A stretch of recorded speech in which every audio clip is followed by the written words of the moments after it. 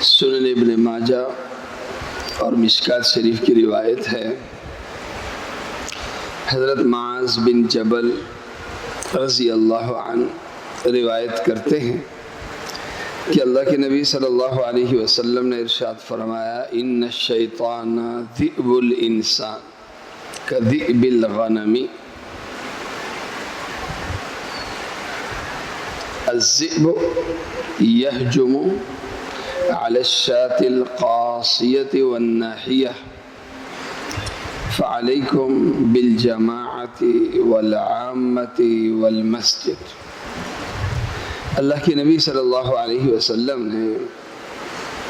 صحابہ کرام رضوان اللہ علیہم اجمعین سے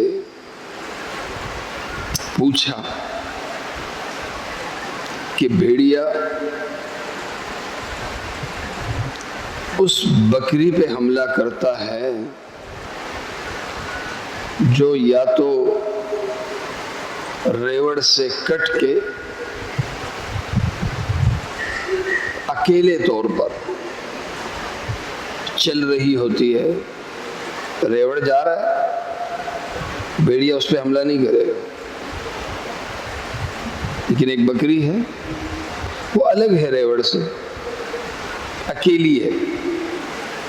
بھیڑیا اس پہ حملہ کرے۔ اسی طرح بکریاں ہیں گروپ میں بیٹھی ہوئی ہیں تو بھیڑیا گروپ میں بیٹھی ہوئی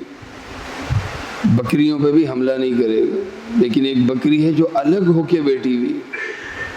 بھیڑیا اس پہ حملہ کرے گا۔ اللہ کے نبی صلی اللہ علیہ وسلم نے ارشاد فرمایا بالکل اسی طرح شیطان انسانوں کا بھیڑیا ہے، اور یہ بھیڑیا اس انسان پہ حملہ کرتا ہے جو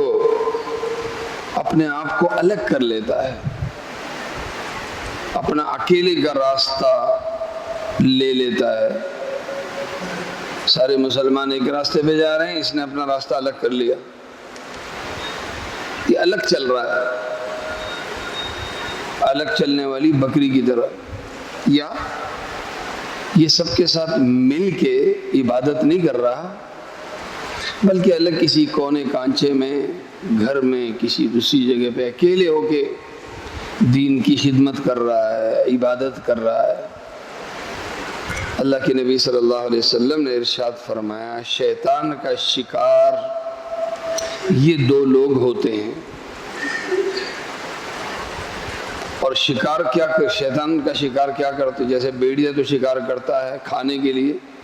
اور شیطان شکار کرتا ہے گمراہ کرنے کے لیے۔ ایسے لوگوں کو ان کے کام پہ مطمئن کر دیتا ہے، اور چلاتے چلاتے پھر ایسے لوگوں کو شیطان گمراہ کر دیتا ہے۔ پھر اللہ کے نبی صلی اللہ علیہ وسلم نے ارشاد فرمایا دو کام تم لازم پکڑو، ایک مسجد سے کبھی الگ نہیں ہونا، اپنے آپ کو مسجد سے جوڑے رکھو، مسجد سے جڑو گے تو مسلمانوں کی اجتماعیت سے، اکٹھے مسلمانوں سے، مسلمانوں کی جماعت سے تم جڑے رہو گے۔ مسجد سے کٹ گئے تو مسلمانوں سے کٹ گئے، مسلمانوں کی اجتماعیت سے کٹ گئے۔ اس لیے مسجد کی عبادت، مسجد سے لازمی تعلق، اس کا سب سے بڑا فائدہ یہ ہے کہ انسان سے گناہ تو ہو سکتا ہے پر مسجد والا نمازی گمراہ نہیں ہو سکتا۔ اللہ تعالیٰ اسے گمراہی سے، آوارگی سے اللہ پاک محفوظ رکھتا ہے۔ اللہ تعالیٰ مجھے اور آپ سب کو عمل کرنے کی توفیق